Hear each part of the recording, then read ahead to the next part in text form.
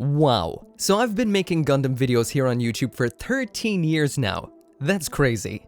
And not only did we hit that 13-year mark, we also hit the 500,000 subscriber milestone, which is absolutely mad. So I have to give every single one of you guys my sincerest thanks for watching the content, help me redefine the content over time, and help me strive to make the best Gundam reviews and videos so that we can enjoy this awesome hobby together. Back on November 7, 2012, I made my first ever Gundam review video, the Master Grade Aegis Gundam from Gundam Seed. And man is it rough. Terrible video with blown out contrast, muddy audio, you can literally see the sides of the light box and the badly cut sheet of black craft paper in the background. And man do I miss those Kotobukiya xenomorph chopsticks. Terrible to eat ramen with, but man did they look cool. This whole thing right here was shot on a tiny Sony point-and-shoot camera for taking photos. This thing was not for taking video at all, and I felt so weird just sitting there, essentially talking to myself out loud. Man, what a ride. And it only got worse from there. Lino backgrounds? No backgrounds? Videos cut into 5 parts with the same thumbnail? Unboxing videos with no eventual review? It was a mess. Back then I had no time whatsoever because my job in Japan left me exhausted pretty much all of the time. That's why I really have to thank you guys for sticking around and giving me the chance to do this full time and put all my effort into it. So thank you. Thank you so much. I mean, what was I thinking with gunpla unboxing videos? Every gunpla looks essentially the same unbuilt on the runners.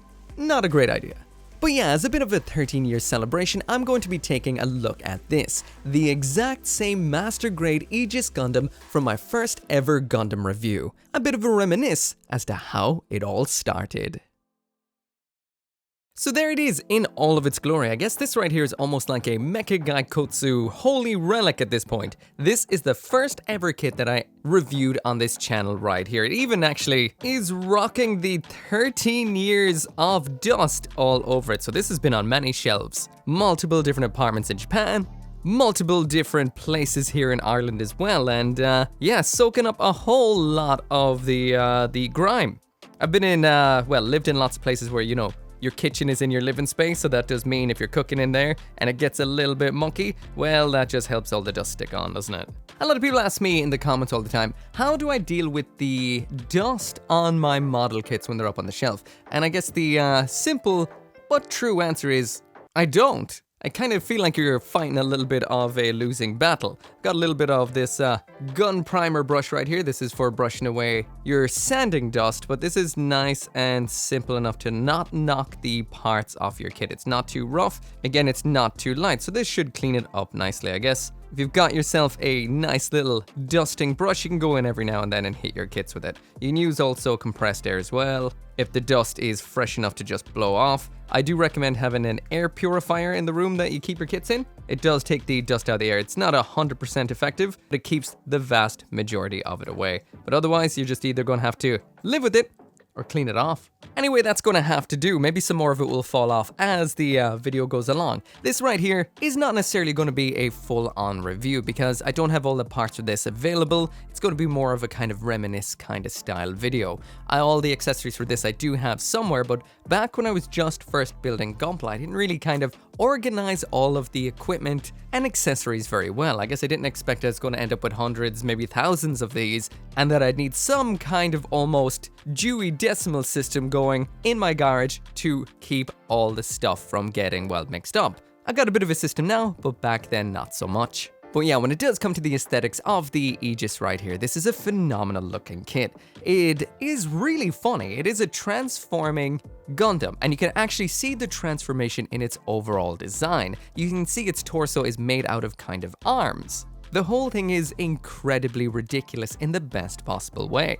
In the typical Atheron Zala mobile suit kind of way, this is predominantly in pink. We do have some nice navy blue with that as well, and a lot of grey of the inner frame showing through. And speaking of the inner frame, these were the line of kits, the Master Grade Seed kits that came after the Strike Renewal version, that really did cement my love of Master Grade. It was my favorite grade back then.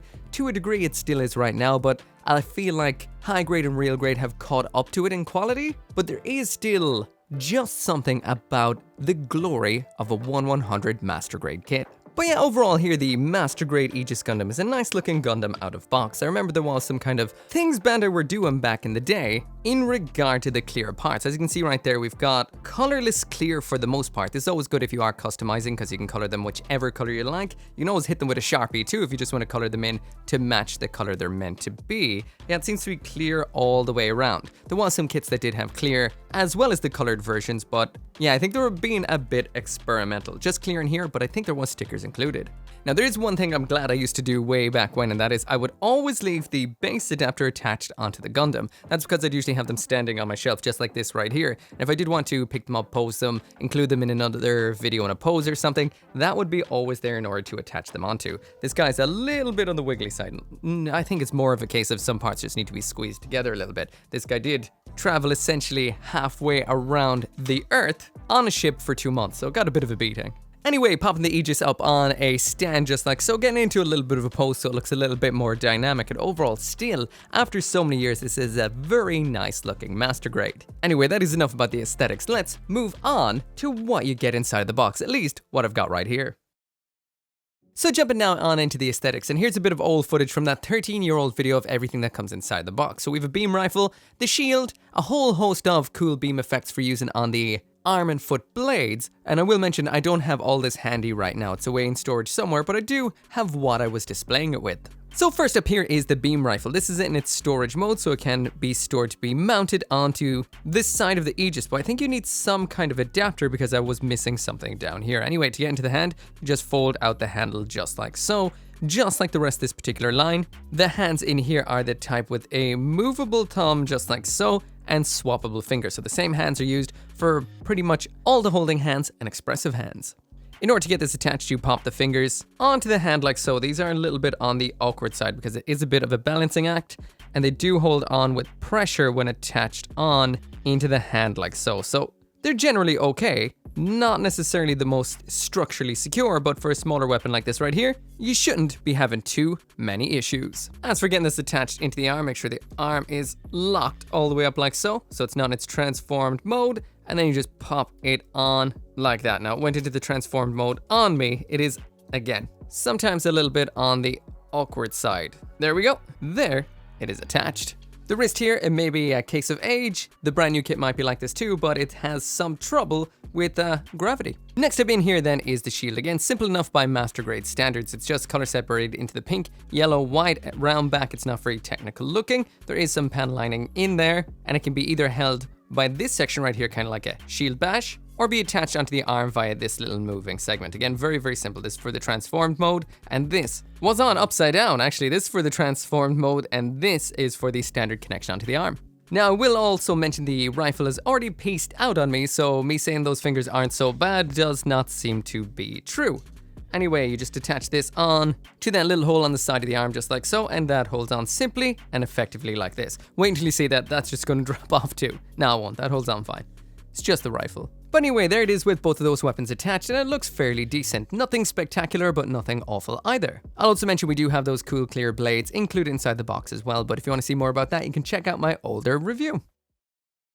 So anyway, moving on into the articulation, and there are a couple of, well, balance issues with this kit. I wouldn't say there's anything loose. The Seed X-frame, I think it was called back in the day, was quite a robust, strong frame. The only thing that ever kind of bothered me a little bit with this kit is just a kind of teeter to these guys back here, but you can probably tighten them up. They always tend to fall where they want to go as opposed to where you're trying to put them. They do also block a lot of the articulation when they are on there. But anyway, we're just going to try the usual pose and see what we can get. So now getting the Aegis Gundam into the usual pose, and this all works out very well. Nothing really gets in the way. You're able to move those side skirts right on out of the way to get everything into position. Even after so many years, 13 years, nothing has fused or gotten loose. It all feels good. Again, the Seed X frames were amazing. This has nice fluid articulation where you need it. It's got tons of other articulation that does belong to the transformation we'll take a look at in a bit, but overall the posing is a simple enough experience. It's just got a lot of extra stuff to, well, avoid and readjust as you pose it. So finally, with the Master Grade Aegis, there is the transformation to its flight form, which is one of the most ridiculous things of all time. It's basically a flying mecha octopus, which is pretty cool in theory. Also, I will mention the actual transformation in here is ridiculously complex. So if you like a transformation with loads of tiny moving parts, then this is the one for you. If you don't, however, and you don't like finicky, awkward transformations on a kit that may be a little bit on the delicate side, this one may not be for you. But anyway, let's talk about it. First off, I will mention, if you have any older kits in your collection and you just don't have the manual anymore, you're like, oh, I don't remember how these things work, how to do the transformation, how to attach weapons, what's meant to be included in the box, I've totally forgotten, and I don't have the manual anymore. Well, there's one simple one-stop shop for that, and that of course is DeLong.net. He's an absolute gunpla legend. Just head on over to his website. On the top left-hand corner, you see MG. Click on MG. It's in Korean or English. Click on English if you do want it in English. Take a look through all of the kits there. You'll see it by series. Head down to Seed. For example, I'm looking for the Aegis right here. There's the Aegis. Head on into the review, and just again up in the top left, you'll see the word information. Click on that, and this is basically the unboxing of the kit, including full scans of all the pages of the manual. So this is what I'm using today to transform this, and I would not have been able to do it without DeLong, the absolute Gundam legend. Anyway, first off, you have to pop off the hands, you don't need those. Slide the big old mohawk forward and push back the yellow V-fins. You push the mohawk back once again, raise up the large pointy aspect around back, unclick these two vents in the front which are holding this together, and then everything just drops back away from the Gundam just like so. Realign this big pointy bit so it's parallel to the ground, bring the head on in, recessing into the part you just pulled out. The next bit here did not work out at all. You're meant to pull out and drop down these vents on the side. However, these are attached by C-clips. This thing is a C-clip nightmare, by the way. The C-clips don't hold on hard enough to actually pull out these vents without, just the vents popping off and the C-clips remaining inside. I had to use a needle nose pliers to grab onto those C-clips, pull them out, then adjust them into the position they need to be and put the armored parts back on. Again, this is one of those kits that you're better off disassembling some aspects in order to transform, because some bits are really awkward. You rotate the legs 45 degrees outwards, bring up the big old side skirts towards the back, lock them into position. Next up, you need to straighten out the arms. Again, a bit of a C-clip nightmare towards the foot end on the hands. You then pull it all a little bit longer so it locks into position. Swing them right up into the air. And at this point, you do need to pull out a upper leg gimmick as well, which is too tight to actually be pulled out, that you'll just yank the arm off. So you will have to get inside of this to make this work out. Down at the legs, there is a little bit of a gimmick where you pop the back of the leg armor like so you can extend the foot down, lock that leg armor back into position, and then you bring the feet downwards. And this is where nightmare occurred. Again, this is an older kit I've had for 13 years, and it's C-clips everywhere. The foot broke off, not on one side, but on both sides, this exact same weak C-clip broke. Again, there's too many C-clips inside of this kit for its own good, considering the amount of pressure some things need and the amount of weight that is being held onto. Next up, you pull the legs up into this kind of double line sort of scenario. You rotate the top legs forward, the bottom legs back, in order to rotate the top legs back again. Don't know why I did this. The chest section unlocks and moves backwards like so. The front skirting armor drops down and folds on into itself. And then finally, you bring all the legs forward like this. Now, I had an issue here because the upper joint in these legs just didn't align right. So I went looking to see how you transform it to find one of R. Robert's older videos, and he was having the exact same issue. It's just another thing that just doesn't pull out right. It's meant to pull out, then rotate, but it just doesn't really work. Mild disassembly, kind of required. Finally, then you kind of angle all of the legs so they point at each other, which does give it a nice savage kind of look to it. And you can point all those nice white blades together. So this thing basically looks like a massive flying projectile. Pretty cool.